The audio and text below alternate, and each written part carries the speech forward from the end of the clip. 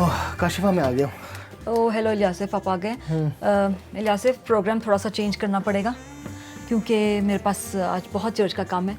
मुझे एक लेटर भी टाइप करना है और कुछ ईमेल्स भी करनी है। काशिफा, लंच का हमारा प्रोग्राम बना था, आपको तो पता मुझे है। पता है, लेकिन ऐसा हो सकता है कि हम लंच यहीं मंगवा लें। मैं थोड़ा काम कर लूँगी और उसके बाद लंच कर लेंगे।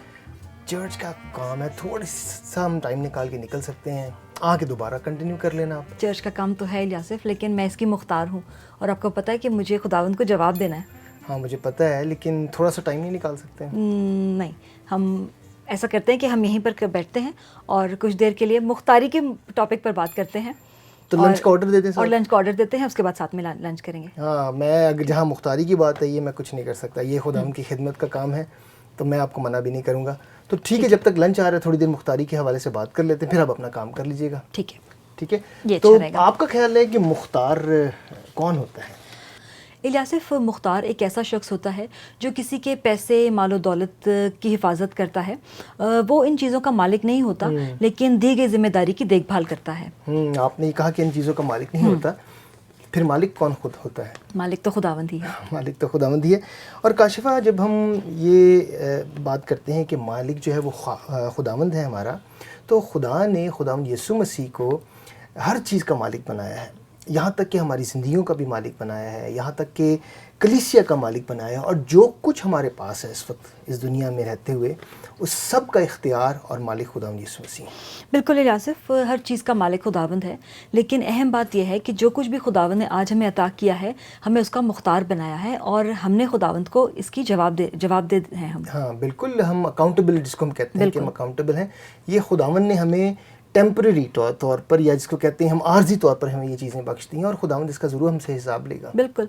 और मैं समझती हूँ कि एक अच्छा मुख्तार बनने के लिए जो 3 बड़ी अहम बातें हैं वो मैं इस वक्त आपके साथ शेयर करना चाहती हूँ।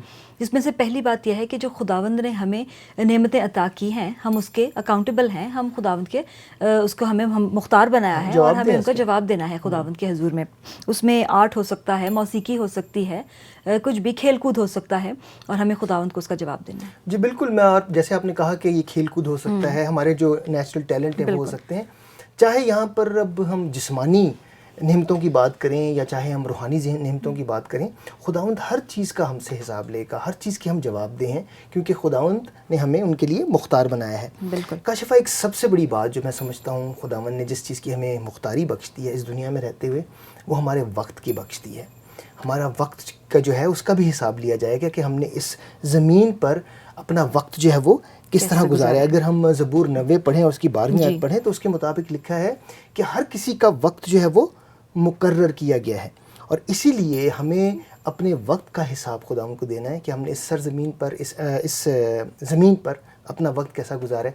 क्या हमने दुनियावी कामों में रहकर ज़्यादा चीज़ों को गुजारा है, वक्त को गुजारा है, या हमने खुदावंद की हिकमत में रहते हुए खुदावंद की मर्ज़ी को पूरा करने के लिए भी वक्त गुजारा है या नहीं? इलियासिफ, और इसी हवाले से जो तीसरी बात हमारे सामने आती है वो हमारा धन दौलत है। बिल्कुल। जो दौलत, जायदाद, जो कुछ भी खुदावंद ने हमें बख्शा है, हम उसके भी मुख्तार हैं। और हम देखते हैं कि ये पैसा जो है ये हमारा मालिक नहीं है, बल्कि हमारा नौकर है। बिल्कुल। और मैं समझती हूँ कि अगर हम खुदावंद की अकल के मुताबिक, खुदावंद की दानिश के मुताबिक ज़िंदगी बसर करते हैं, तो ये पैसा हमारी खिदमत करता है। लेकिन अगर हम दुनियावी हिसाब से अपनी ज़िंदगी को चलाते हैं, तो ये पैसा हमें चलाएगा, लेकिन हमें खुदावंद की मर्ज़ी के मुताबिक अपनी ज़िंदगी को गुजारना है ताकि ये हमारी खिदमत करे और हम इस पैसे को दूसरों के लिए और खुदावंद के लिए इस्तेमाल कर सकें। बिल्कुल। जैसे खुदावंद का कलाम भी हमें कहता है कि हम 2 मालिकों की खिदमत नहीं कर सकते। बिल्कुल। हम दुनिया की खिदमत नहीं कर सकते, यानी कि पैसे की सिर्फ खिदमत नहीं कर सकते और खुदा की खिदमत नहीं कर सकते। हम दोनों को साथ लेकर नहीं चलते, हमें एक को अपनी ज़िंदगी में चुनना पड़ेगा, और वही दुरुस्त फैसला हमारी ज़िंदगी के लिए होता है कि क्या हम अपनी ज़िंदगी में खुदावंद को चुनते हैं या दुनियावी चीज़ों को या पैसे को। तो इलियासिफ, लेकिन अब सवाल ये पैदा होता है कि हम अच्छे मुख्तार कैसे बन सकते हैं? अब देखिए काशिफा, भी आपने अच्छा सवाल किया कि अच्छी मुख्तारी के लिए हमें कुछ जो हैं वो इक़दाम हैं जो लेने की ज़रूरत है। पहला कदम मैं इस तरह देखता हूँ कि जो अच्छा मुख्तार है वो खुदावंद के साथ रास्तबाजी से चलेगा, खुदावंद की बादशाही की तलाश करेगा। जैसे खुदावंद का कलाम हमें कहता है कि पहले तुम ढूंढो उसकी बादशाही, तो ये सारी चीज़ें तुम्हें मिलती जाएंगी। और याद रखें कि खुदावंद की बादशाहत जो है वो दुनिया के हर ख़जाने से जो है वो कीमती है। उसका हवाला अगर हम देखना चाहते हैं तो मत्ती की इंजील उसका 13वां बाब और उसकी 44वीं से 46वीं आयत में इसका जिक्र हमें मिलता है। بالکل یاسف، آپ نے بات بالکل ٹھیک کہی ہے، اور میں سمجھتی ہوں کہ خداوند کی بادشاہت اور خداوند کی راست بازی ہی ہے جو ہمیں کثرت کی زندگی عطا کرتی ہے. اور اسی حوالے سے جو ابھی آپ بات کر رہے تھے، میں سمجھتی ہوں کہ مختاری کا جو دوسرا قدم ہے اس میں ہے کہ خداوند نے جو کچھ بھی ہمیں عطا کیا ہے ہمیں اس میں قناعت کرنی ہے. اور اس کا حوالہ ہمیں پہلا کرنتھیوں اس کے 12ویں باب کی 4 آیت سے 7ویں آیت تک اگر ہم پڑھیں تو ہمیں وہاں پر ملتا ہے. اور جیسے خدا ان کا کلام کہتا ہے اسی آیات میں کہ نعمتیں تو طرح طرح کی ہیں، خداوند نے ہر کسی کو فرق نعمت بخشی ہے اور اس نعمت کو کے اوپر ہمیں قناعت کرنے کی ضرورت ہے.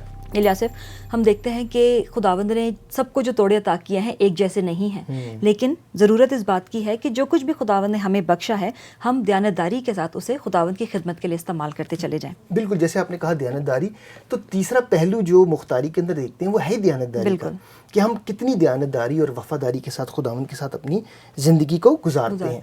دیانتداری یا وفاداری کے ساتھ گزارنے سے زندگی مراد یہ ہے کہ ہم خداوند کی فرما برداری میں زندگی گزارتے ہیں، خداوند کے حکموں کو پورا کرنے کے لیے. تو ہم دیکھتے ہیں کہ اگر ہم متی کی انجیل اس کا 14واں باب اور 21واں آیت لکھیں، وہاں لکھا ہے کہ جو مجھ سے محبت کرتا ہے وہ میرے حکموں پر عمل کرتا ہے.